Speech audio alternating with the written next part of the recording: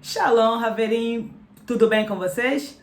Olha, essa semana a gente continua lendo, e estudando a Parashá Bo, e nessa Parashá ela tem o versículo que para mim é um dos versículos mais emblemáticos de toda a Bíblia, que é Shemot 10, 26, Êxodo 10, 26, lá no finalzinho vai dizer assim: e nós não sabemos como havemos de adorar. Outras versões vai estar: nós não sabemos como havemos de servir até chegar lá. Então eu vou ficar com a versão hebraica que eu tenho, que diz: nós não sabemos como havemos de servir até chegar lá.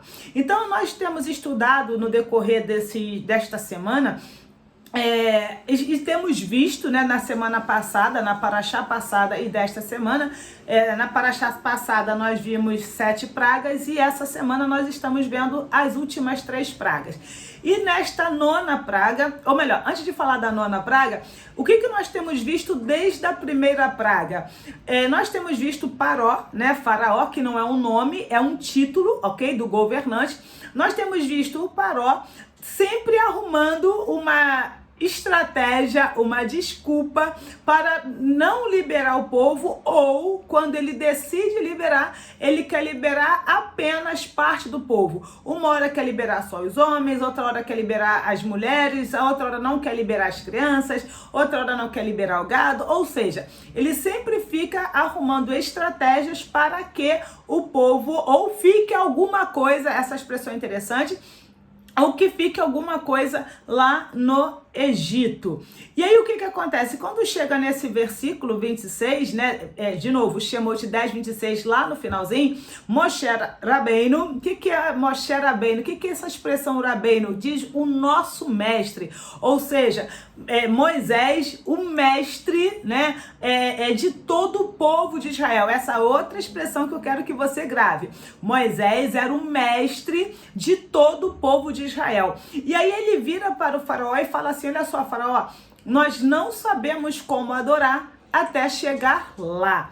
E aqui eu queria muito que eu e você admitíssemos que, na verdade, nós não sabemos como servir ao Criador, nós não sabemos como adorar o Criador, a forma que a gente acha que deve servir ao Criador, não necessariamente é a forma que Ele quer que a gente sirva. De novo, o líder da nação de Israel, a pessoa que viu, tudo bem que isso foi posteriormente, eu vou falar do mar dos juncos, mas isso foi posteriormente. Então vamos falar anteriormente. A pessoa que viu o cajado se transformar em serpente, a pessoa que viu a sarça ardente, e fica aqui essa curiosidade se você não sabia, durante 7 dias ele ficou ali conversando com o Criador, e ele disse que não sabia como devia adorar até chegar lá. Aonde eu quero chegar com tudo isso? É muito importante que a gente compreenda que, aspas, as nossas experiências, elas só têm uma finalidade. Vou falar de novo. As experiências passadas que tivemos, elas só possuem uma finalidade. A finalidade de que nós sabemos que, sim, o Eterno tem poder para fazer determinada coisa, mas isso não significa que a nossa experiência passada já nos diga especificamente o que fazer para chegarmos lá. Valdilene, que lá é esse que você está falando? Não é lar de residência, tá? É chegar no objetivo que você quer e que o Eterno quer para a sua vida. Para cada lá, L-A, lápis amarelo, tipo assim, as letras, para cada lugar que o Eterno quer te levar, para cada objetivo que Ele quer que você alcance, Ele vai te ensinar como servi-lo naquela situação. E aí tem uma outra pessoa que eu quero mencionar aqui, que era uma outra sumidade, dentro do povo, que foi quem? Shemuel, o Navi, o profeta Samuel. Olha só que coisa interessante. Em Shemuel Aleph, em 1 Samuel 16, quando ele vai ungir Davi, o Eterno fala para ele o seguinte: Samuel, preste atenção no que eu vou te dizer. É claro que eu estou falando com as minhas palavras, ok?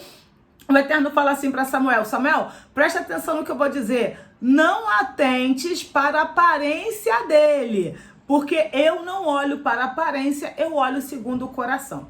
Olha aqui, por que será, tá, que o Eterno está dizendo para Shemuel não se preocupar, não se atentar, não prestar atenção na aparência do rei que ele iria ungir? Porque quando Samuel, né, falando no português, quando Samuel chega lá na casa de Jessé e ele olha para o filho mais velho de Jessé e ele fica impressionado com a formosura daquele rapaz.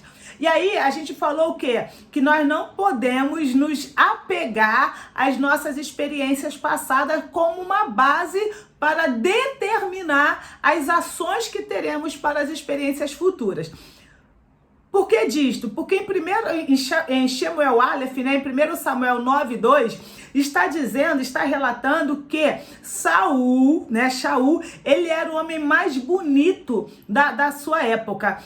E aí diz também a Bíblia que os homens mais altos, nesse mesmo versículo, nesse mesmo passo, que os homens mais altos não chegavam à altura dos ombros de Shaul, o rei, que ainda seria ungido rei. Então, veja bem, Shemuel, ele não tinha experiência de ungir reis. Ele ungiu Shaul e logo depois, aspas, nesse logo depois, ele foi ungir Davi. Ele só teve 2 experiências na vida dele de ungir reis. E aí o que acontece? Quando ele chega na casa de Jessé, eu penso que ele imaginou o seguinte: olha, eu já sei qual é o parâmetro que o Eterno usa. O Eterno usa a beleza. E aí quando ele se dá de frente para o filho de Jessé, o Eterno fala: calma, não se precipite, ok? Então olha só, pessoal, isso é uma referência para que você possa perceber que, mais uma vez, eu vou me permitir ser repetitiva. Para cada objetivo que o Eterno tem para a sua vida, você precisará buscar nele e entender nele como ele quer que você o sirva. E é claro que, olha só que interessante, a gente vai ver nessas 10 pragas, né? Uma hora, Moshe, né, diz que o Eterno quer que o povo vá adorar. A outra hora, Moshe diz que o Eterno quer que o povo vá servir. Outra hora, Moshe diz que o Eterno quer que o povo vá sacrificar. Afinal de contas, o que o Eterno quer, né? Quer que vá adorar, quer que vá servir, quer que vá sacrificar? Que confusão é essa? Gente, confusão só existe no português, porque a intenção é a mesma. Adorar, servir, sacrificar é a mesma coisa para o Criador. Na nossa cultura ocidental, eu penso que a gente acha que adorar é, por exemplo, que não deixa de ser, tá? Quando a gente coloca uma música e entra ali naquele momento, naquele espírito de adoração. Aí outra situação, a gente vai imaginar que sacrificar é pegar animais e sacrificar. E servir, a gente vai pensar, por exemplo, que é evangelismo ou ir para um culto. Para o Criador, é a mesma coisa. Quando você vai prestar um culto a ele, e aí diz Shaul Rachalia que esse culto precisa ser racional, você precisa entender o que você está fazendo, não é simplesmente como muitos infelizmente são, apenas papagaio replicando as coisas. Então, assim, a proposta desse canal é, por exemplo, essa desmistificando a Bíblia, é que você entenda, ou melhor dizendo, a minha intenção nesse canal é te proporcionar conhecimento segundo o original. Para quê? Para que você entenda claramente como servir ao Criador da forma que Ele quer.